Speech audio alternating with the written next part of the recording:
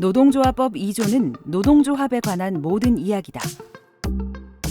먼저 누가 노동조합을 만들지부터 이야기해보자.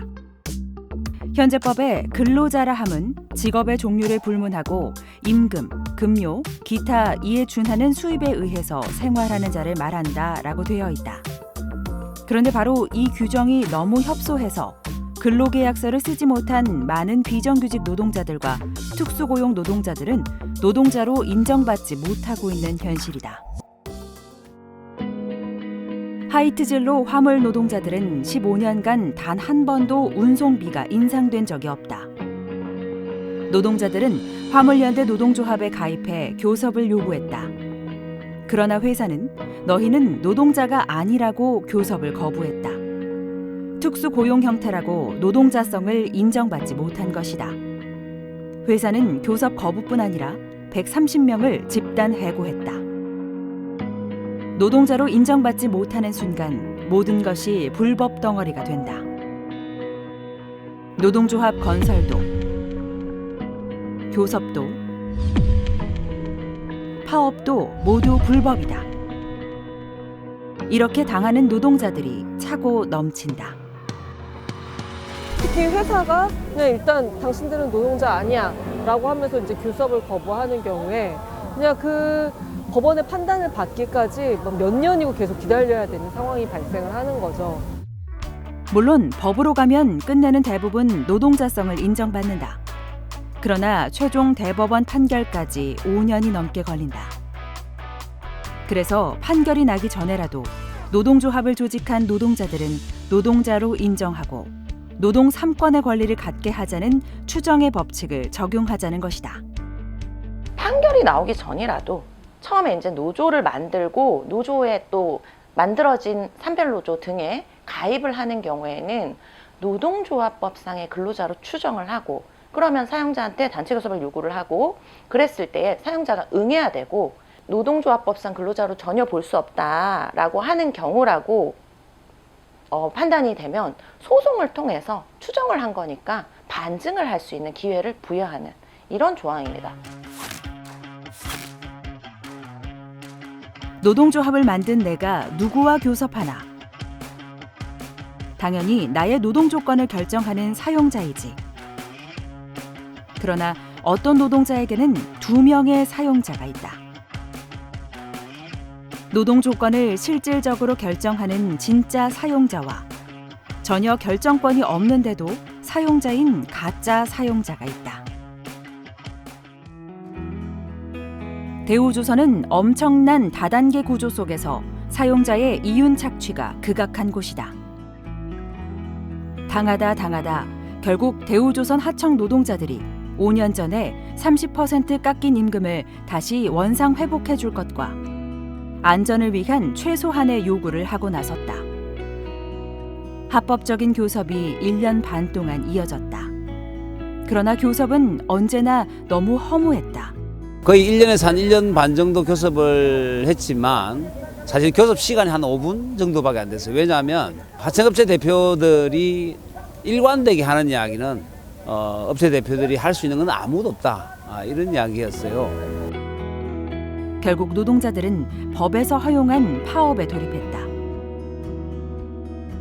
실제로 이제 우리 하청 노동자들에 대한 임금이나 노동 조건을 결정하고 또 실제로 그렇게 집행하고 있는 원청에다가 우리 요구안을 이야기를 하고 교섭을 이야기하자고 했지만 실제로는 교섭이 전혀 안 되었습니다. 합법적인 교섭에는 어떤 사용자도 응하지 않고는 불법 파업으로 인해 손해가 났다고 지금 노동자들에게 470억을 갚으라고 하고 있다. 이런 어처구니 없는 일이 지금 대한민국에서 판을 치고 있다. 정부가 결국 국제통화기금 IMF에 구제 금융을 신청하게. IMF 이후 우리나라는 고용관계가 많이 달라졌다. 원청이 다 결정하면서 형식적인 바지 사장을 둬서 업체를 통해 월급을 주며 관리한다. 지금 수많은 노동자들이 이런 고용구조에 속해 있다. 이런 현실이 법에 반영되도록 원청을 사용자로 간주하는 경우들을 법에 넣는 개정을 요구하고 있다. 원청이 근로자의 노동 조건, 수행 업무, 노조 활동 등에 대해서 사실상의 영향력 또는 지배력을 행사를 하거나 행사를 하지 않았더라고 하더라도 보유하고 있는 경우, 이런 경우에는 원청을 사용자로 본다라는 조항이죠. 노동자가 노동조합을 만들고 교섭을 요구해서 사용자가 교섭 테이블에 나왔다. 그런데 교섭으로 도저히 안 되면 쟁의 행위를 할 수밖에 없다. 이때 쟁의의 대상이 되는 것이 지금 법으로는 생각보다 적다. 노동 조건에 대해서만 쟁의 행위를 할 수 있게 되어 있다. 때문에 노동자가 그 외의 것을 요구하며 쟁의 행위를 하면 불법이다. SBC 하청 노동자가 일을 하다가 사망했다. 바로 옆에서 같이 일을 하던 노동자들이 작업 중지를 요구하면서 파업을 했다. 불법이다. 작업 중지는 노동쟁의의 대상이 아니기 때문이다. 구조조정으로 집단 해고가 발생하거나 노동조합 활동을 이유로 해고를 당해서 쟁의 행위를 한다.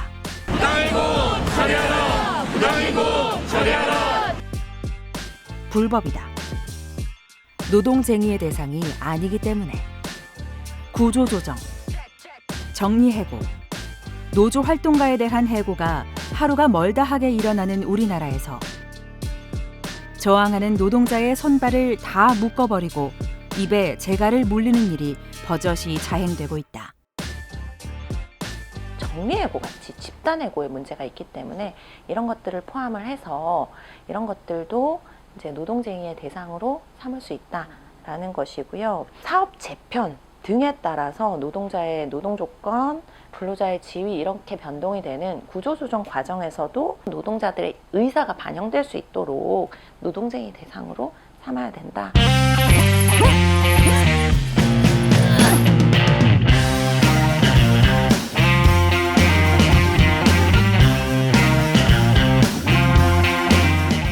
현재 노동조합법 3조에는 사용자는 노동조합법에 의한 쟁의 행위로 인해서 손해를 입은 경우에 노동조합 또는 근로자에게 손해배상을 청구할 수 없다라고 정하고 있다. 그러나 현실은 바로 그 노동조합법에 의거해 상상을 초월하는 거액의 손해배상을 사용자가 노동조합과 노동자에게 물리고 있다.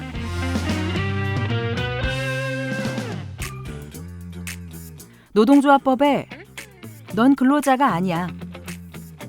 난 사용자가 아니야. 그것은 노동쟁의 대상이 아니야. 때문에 너희들 행위는 모두 불법이다. 불법이니 넌 나한테 손해배상을 해줘야겠어. 이렇게 우리나라에서 합법 파업은 낙타가 바늘구멍을 통과하기보다 더 어렵게 되어 있다. 더 나아가 사용자들은 이 거액의 손해배상을 노조 탄압에 활용하고 있다. 아예 그래서 회사에서 이 노조 대응 전략 문건에 보면은 손배 거액의 손해배상을 청구해서 노조를 무력화하고 이를 지켜보는 조합원들이나 일반 노동자들로 하여금 이게 이렇게 위협감을 느끼도록 하도록 아예 매뉴얼이 되어 있는 거죠. 손해배상을 제한하자라는 것이 이번 노조법 3조 개정의 핵심이다. 이 불법 파업이다라고 손해배상을 청구를 하게 되니까 굉장히 위축이 되고 불안하고 그러니까 파업 이탈의 원인이 되는 거죠.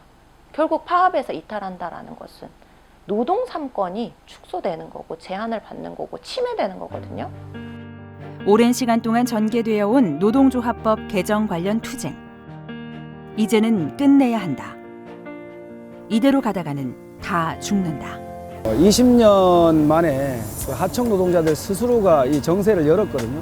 그래서 이것을 올해 연내에 끝장 내기 위해서 절박한 심정으로 지금 단식 운송을 결심하고 지금 단식을 진행하고 있습니다. 노동자의 기본적인 권리 이전에 인권에 대한 문제다. 노조법 2조 3조 개정 반드시 이뤄냅시다. 이 노조법 2조 3조 개정 투쟁은 모든 노동자의 노동 기본권 쟁취를 위한 싸움인 만큼 우리 민주노총 노동자들이 이 투쟁에 적극 함께 해주시기를 다시 한번 호소드립니다.